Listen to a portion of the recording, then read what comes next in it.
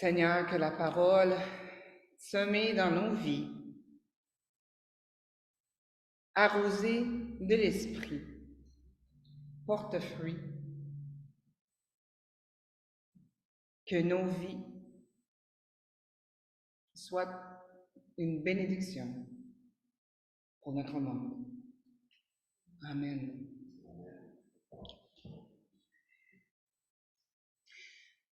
Une petite parabole contemporaine. Un jour, un propriétaire de duplex lut la moitié de sa maison à une famille avec 3 enfants, dont l'appartement était devenu trop petit. La famille a accepté de faire un peu d'entretien autour de la maison en échange d'une baisse de loyer.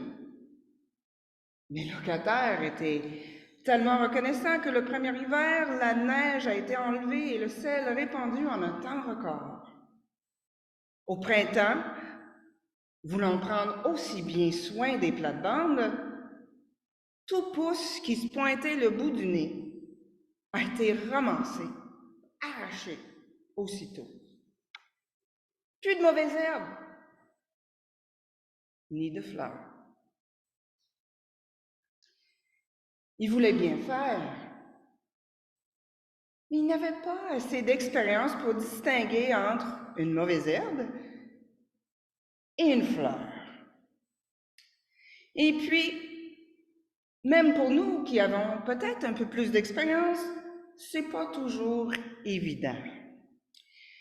Quand on était en Gaspésie, Denis et moi avions souvent des discussions sur ce qui constituait une fleur, puis ce qui était une mauvaise herbe.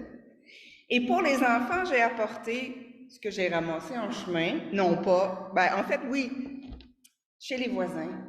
Faut pas faire ça, là, mais chez nos voisins, il restait quelques pissenlits. Et devant l'église, ces petites fleurs mauves. Là, c'est à discuter. Est-ce des fleurs ou des mauvaises herbes?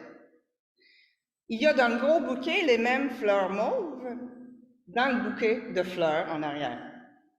Et puis, nous savons que notre attitude envers les pissenlits a changé. Quand je vois encore ma mère avec son... Et tu sais, elle avait un outil avec comme des dents, là. Très tôt le matin, enlever tout ça, une à la fois pour les déraciner. Quelle joie de les voir pousser maintenant, hein? Prendre notre café, voir pousser les pissenlits.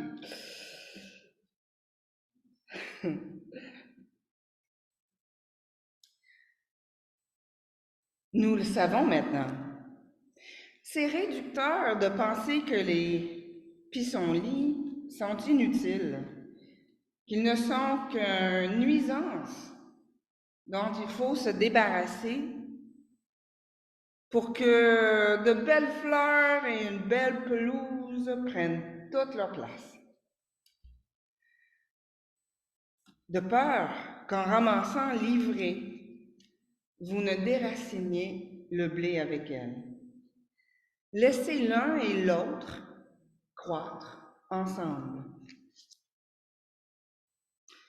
Qui n'a jamais eu tort? Qui n'a jamais fait du tort tout en voulant faire le bien? Qui n'a jamais jugé ou agi trop vite ou de manière trop zélée? La parabole de ce matin, en fait, les deux, sont un appel à l'humilité. Souvenons-nous toujours que notre vision du monde, et surtout du bien et du mal, est toujours partielle. Et si ce qui est vrai pour les pissenlits était aussi vrai pour d'autres espèces dans le royaume de Dieu? Si on se trompe en prenant un pissenlit pour une simple nuisance, combien de fois nous trompons-nous en essayant de distinguer entre les bonnes et les mauvaises personnes? On se rend compte aujourd'hui qu'on avait tort de penser qu'éradiquer les pissenlits serait bénéfique. Se peut-il qu'on fasse du tort en jugeant que certaines personnes ne sont que des nuisances et qu'il serait bénéfique d'effacer toute trace de leur passage sur la Terre? Je pense bien sûr à des personnalités de la scène politique, artistique, musicale, ecclésiale, par exemple, vont enlever toute trace de leur passage. Mais je pense aussi aux personnes judiciarisées qui aujourd'hui ont tant de difficultés à réintégrer la société parce qu'on ne voit que leur dossier criminel. Aujourd'hui, il peut suffire d'être accusé pour être étiqueté et soupçonné à vie, ou presque.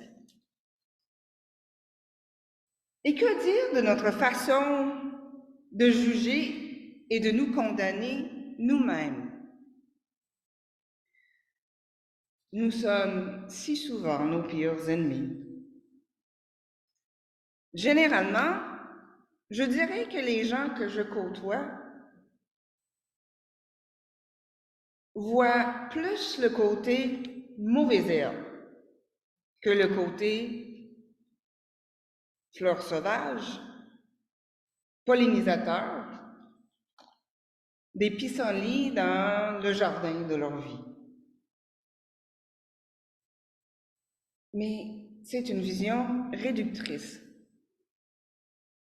Personne n'est réductible ni à son meilleur coup, ni à son geste le plus bienveillant et généreux. Dieu a une vision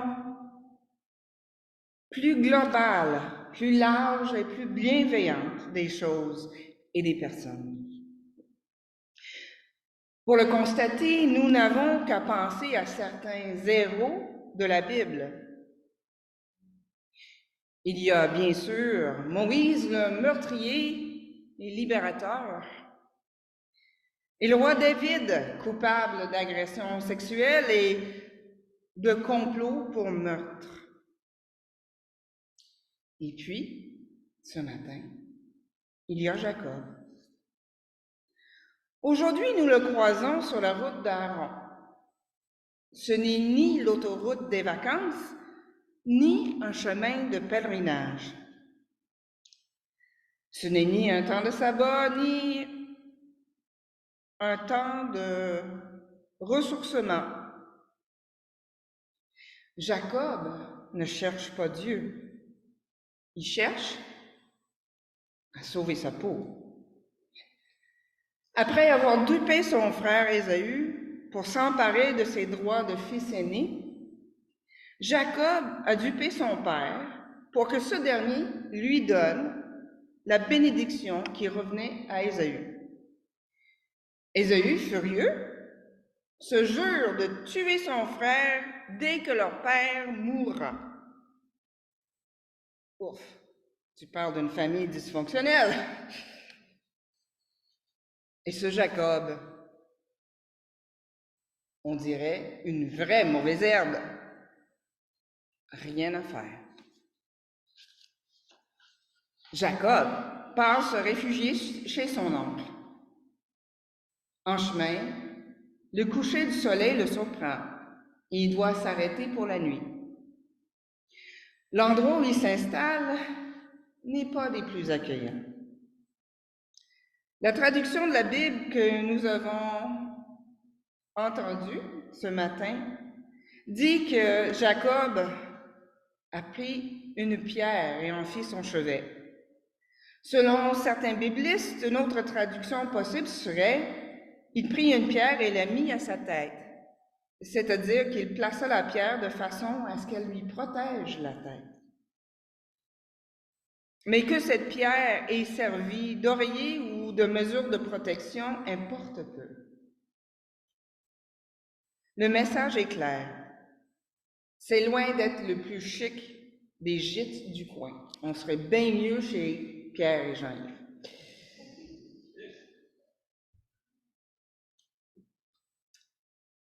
Mais Dieu est là. Et cet endroit dangereux et si peu accueillant devient une maison de Dieu. Un lieu privilégié pour une rencontre personnelle avec Dieu, le Créateur du ciel et de la terre. La maison de Dieu, c'est notre sanctuaire, c'est-à-dire le lieu où on trouve un abri, un refuge auprès de Dieu. Au cœur des dangers et des défis de nos vies. Dieu est là, même si nous n'en sommes pas toujours conscients, même si nous ne cherchons pas activement à retrouver Dieu. Dieu peut toujours nous rattraper. Avez-vous remarqué? Jacob met des conditions à sa fidélité. Si le Seigneur me donne de quoi de manger et m'habiller, si je reviens sain et sauf chez mon Père, alors le Seigneur sera mon Dieu. Cette pierre que j'ai dressée est consacrée sera une maison de Dieu, et je lui donnerai le 10e de ce que lui, il m'aura accordé.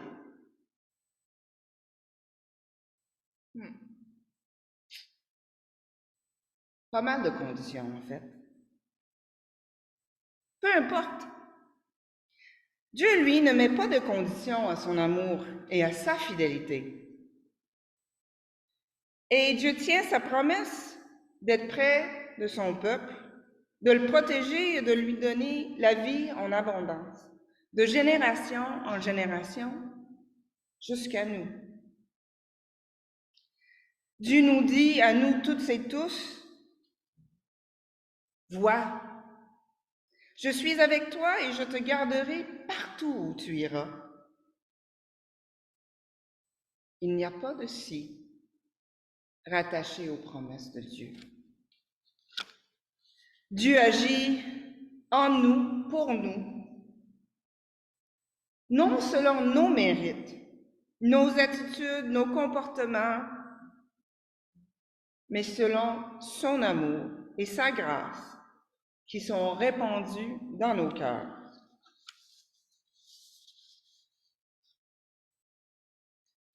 Dieu agit selon ce qu'il y a en dedans de nous.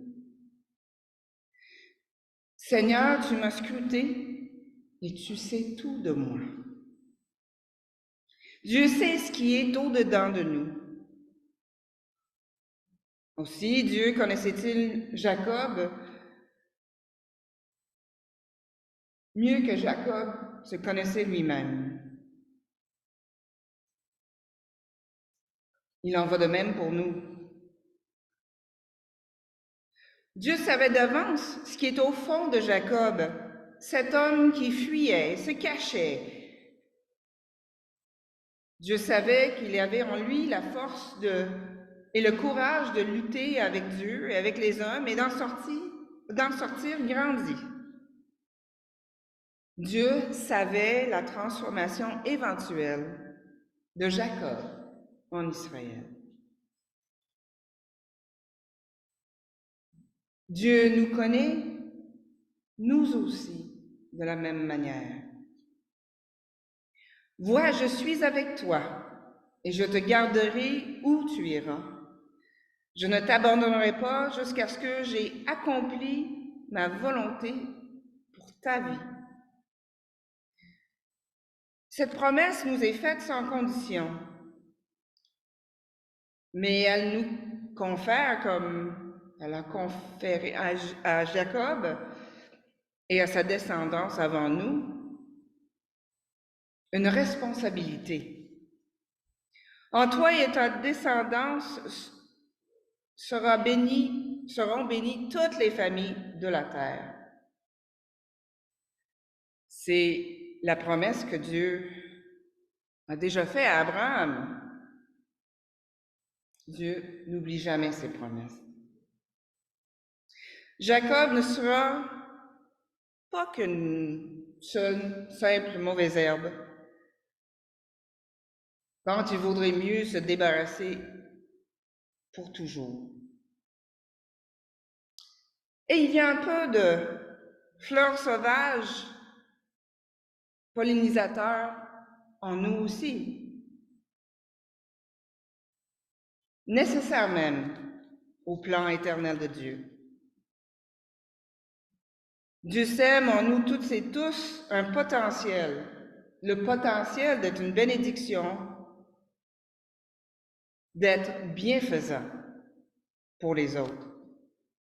Oui, même en ceux et celles qu'on pourrait prendre pour des mauvaises herbes, bons à rien. Qui sommes-nous pour juger? Voyons-nous au fond des êtres et des choses? Dieu seul peut juger, car seul Dieu peut scruter les cœurs et distinguer les fleurs des mauvaises herbes, le temps venu. Mais ce temps n'est pas encore venu.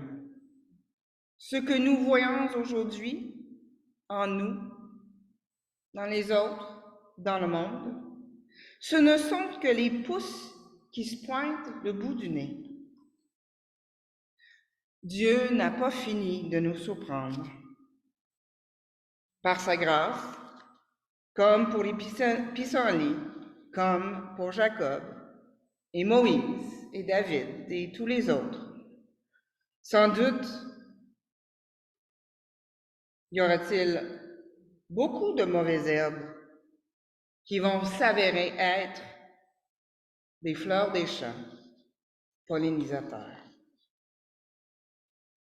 Vois, je suis avec toi. Je te garderai partout où tu iras.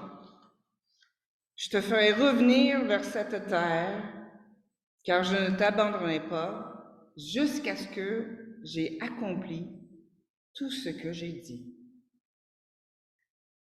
Grâce soit rendue à Dieu. Amen.